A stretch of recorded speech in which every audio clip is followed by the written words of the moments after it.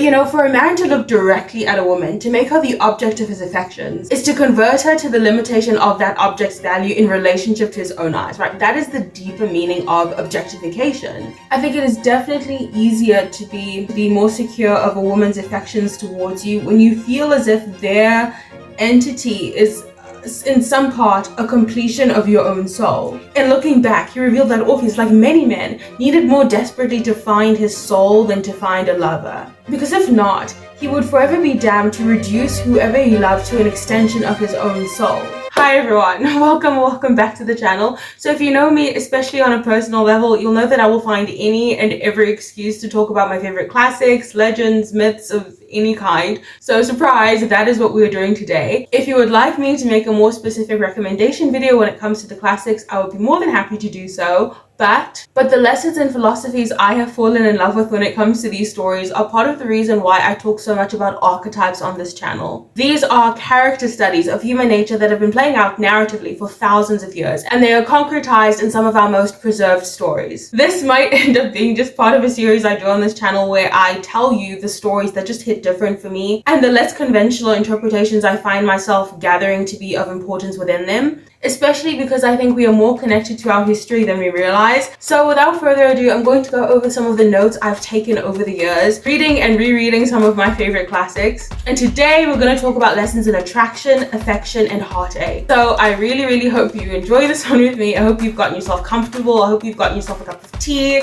We're going to start with Orpheus and Eurydice. Let's begin. So obviously there are a number of interpretations when it comes to these stories, but I want to speak to the bones of what these articulations are fleshed against. In the tale of Orpheus, and yes, I do believe that this particular myth, although a love story, has a greater consequence to relatability with men, we open the story in introduction to this young male god whose musical prowess is not merely a skill, but a divine inheritance. So this is a guy with exceptional favor, and I think we've all met this kind of individual in our more intimate social circles. Just the type of guy with this unfair kind of charisma. I mean, he was born to Zeus, he was born to a Thracian prince, he's the son of a muse, just the epitome of artistic brilliance. So this divine lineage grants him unparalleled musical abilities, making him the greatest of all poets and musicians. With his lyre, Orpheus has the uncanny ability to not only captivate the hearts of, human beings, but the very essence of nature. His melodies extend beyond the realm of mere mortals. Even wild animals, trees, rocks are said to be mesmerized by his ethereal songs. And even from birth, this is a man guided by the more tenuous things in life,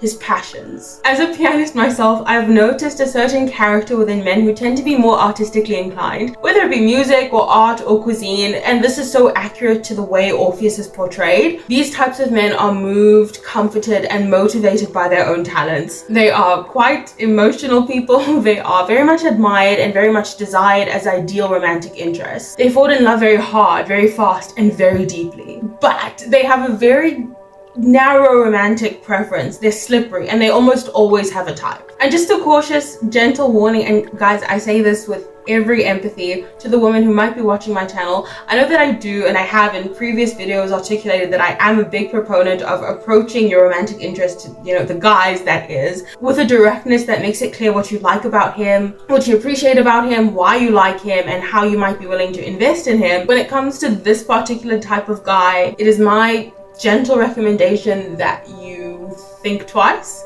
and maybe don't. Even though this is the type of guy that obviously everyone is looking at, you'll understand more so as I go along with the story, but especially with the complexion of character traits that this particular type of male has, I say again with every gentleness for both sides, save both of yourselves the trauma, you will sleep better at night. But anyway, so like I said, this is the type of guy with many options, but specifically the types of options that will most securely guarantee reciprocal affections. He has so many women who want to be with him, but remember, he has a type, and he always goes for the most tenuous type of interest, right? The type that is least likely to reciprocate his affections.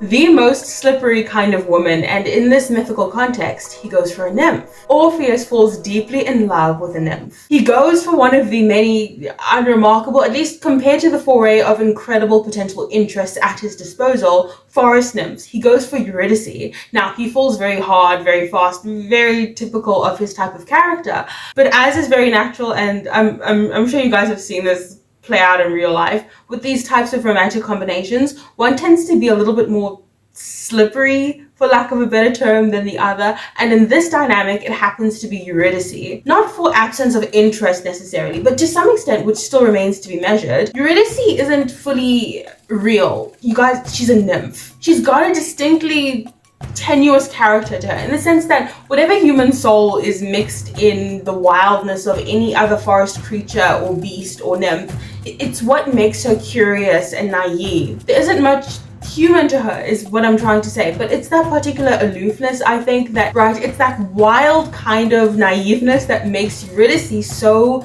irresistible to Orpheus. In fact, on the day of their wedding, and this really depends on the version you read, but Eurydice finds herself characteristically having slipped away from her new husband's company into the forest. Who knows what she's doing in the forest, but the point is, she slipped away from the arms of her husband on their wedding day, and she finds herself in the forest either playing with the other nymphs or running from another god. Either way, she ends up falling into a nest of literal vipers, dead instantly. Orpheus discovers her body, and he plays this song, and it's so grieved that even the gods wept upon hearing it. The divine lords take sympathy on him, maybe guilty that potentially one of their own might have been the cause of this, I don't know.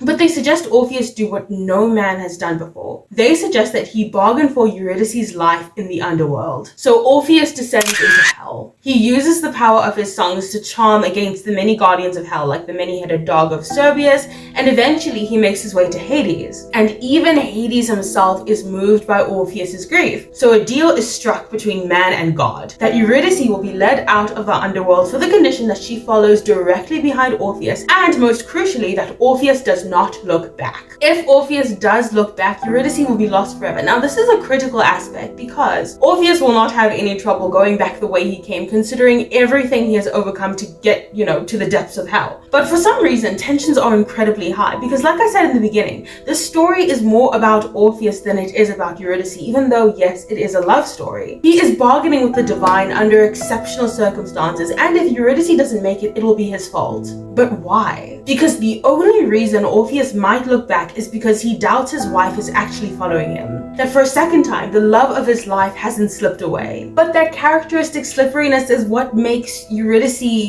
remember guys, she's a nymph. She is barely real, and so even as she is silent as he leads her all the way up from the underworld, he's never truly certain that she is there. But the question is, has he ever really been certain, even, prior to their marriage, that she was there? This story, like I said in the beginning, beyond love, it's about a real man's journey to the depths of his soul, a journey that every man must take to find real maturity. Orpheus's name quite literally translates to darkness, fatherlessness, or orphan. He entreats the god of the dead, so Hades, to guide what is something tenuous, an apparition of his deepest affections, but also something barely real, to the land of the living. When I read this story, this is why I love it so much.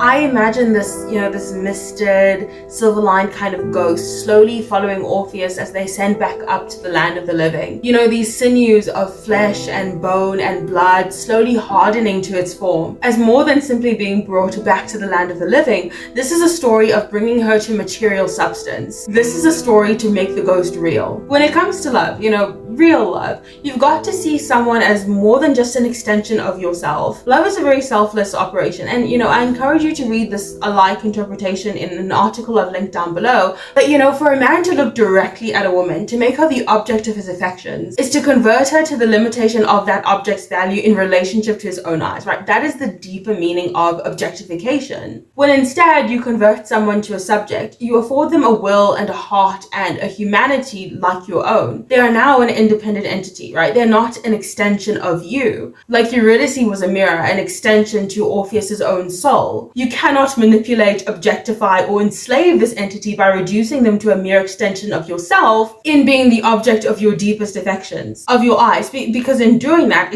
it's literally a violation to the principles of love. Because see, in looking back, Orpheus actually disturbs the transformation of Eurydice as a tenuous object to a subject of will and human substance. He still sees her as an extension of his own soul. He wants to keep her that way, and in so doing, he still objectifies her. And again, I use the word objectification in the philosophical sense we discussed earlier. Because see, in that sense, his love isn't directed towards her as a human entity, but as a completion to his own soul, which obviously limits what Eurydice could ever be. Think about it. If Eurydice makes it through, she becomes real. Orpheus risks not really having her all to himself. And this is a fear that I'm personally very empathetic to. It's a fear that many men fail to conceptualize and overcome, because even from the start, Orpheus was never sure that Eurydice was really with him. But even in a relationship, I think it is definitely easier to be more secure of a woman's affections towards you when you feel as if their